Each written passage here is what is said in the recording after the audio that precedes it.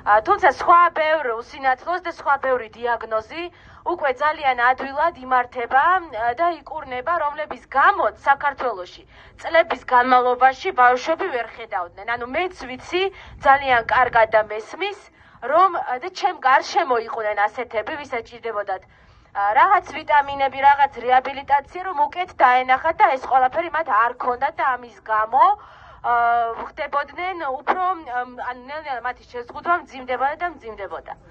ჩვენ აი გაიხსენეთ თუ ყავს ასაკში შესული დაუნის სინდრომის მქონე ადამიანები. ბევრნი არ ყვანან სწორედ იმიტომ, რომ ადრეულ ასაკში იღუპებიან იმის გამო, რომ მათაც არ აქვთ ეს შესაფერისი მკურნალობა, ანუ სხვადასხვა თანმხლები დიაგნოზების მართვა არ ხდება და არც ეს პროტოკოლი არ დამტკიცდა ჯანდაცვის სამინისტროში იმის მიუხედავად, რომ ამდენი დაუწერეს ხელით გაუკეთეს და მაინც ეს საქმეც წინ არ მიდის.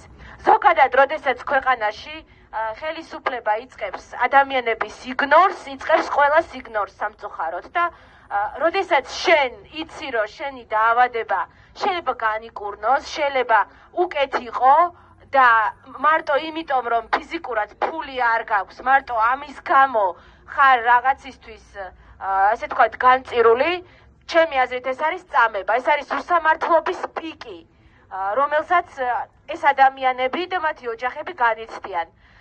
და აი ამას რატომ არ ეშველება და ვერ ეშველა აქამდე, ხო? თუ ვამბობთ, რომ ჩვენი ეკონომიკა ყვავის და რაღაცა ორნიშნა ზრდა გვაქვს და 1000 რაღაცა ხდება, რატომ ვერ მოხერხდა 100 ბავშვისთვის შესაბამისი წამლის შემოტანა? თუმცა მე მინდა თქვა, რომ ბრძოლას ყოველთვის აქვს აზრი. მე ძალიან გამიხარდა აღფრთოვანდი, როდესაც აქ ამდენი ხალხი დამხვდა, რომ მოვედი, ცოტა ქვიან კი მოვედი, მაგრამ აი ეს ნიშნავს იმას, რომ ჩვენ სოციალური პრობლემები გვადარდებს და ნელ-ნელა ვფხიზლდები და გვესმის, რომ სოციალური პრობლემები არის და სოციალური კეთილდღეობა არის სწორედ ის და ჯანმრთელობა და ელემენტარული სიცოცხლე, რისთვისაც ვიბრძვით და რასაც მოვითხოვთ საბოლოო ჯამში ყველანი სხვადასხვა ტონალობაში, სხვადასხვა დროს, სხვადასხვა ფორმით.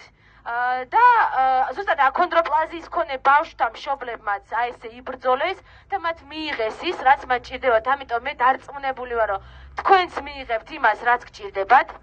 აგერ ახლა მოდის 3 დეკემბერი, შეზღუდული შესაძლებლობის მქონე პირთა უფლებების დღე და ამ დღეს დაანონსებულია, რომ უნდა ჩაატაროს მთავრობის ადმინისტრაციამ შშმ პირთა საბჭო, ანუ ამ ჩვენი უფლებების